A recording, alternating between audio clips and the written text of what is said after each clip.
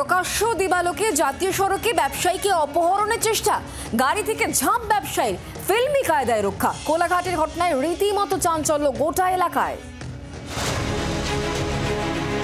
বর্ধমানের মেমারির বাসিন্দা কৃষাণু সামন্ত পেশায় একজন ইন্টেরিয়র ব্যবসায়ী। নগদ ৩ লক্ষ টাকা নিয়ে ব্যবসার কাজে রওনা হয়েছিলেন তিনি।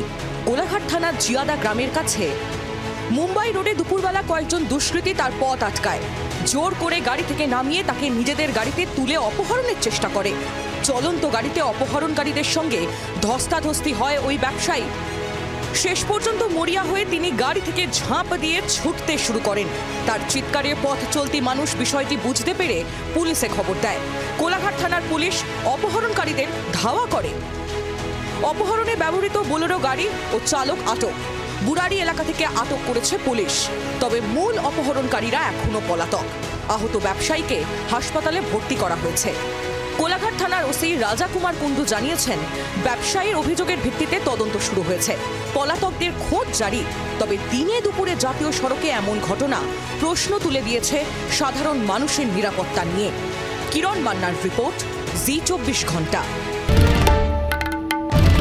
বাংলার আওয়াজ, বাঙালির আবেগ, জি 24 ঘন্টা।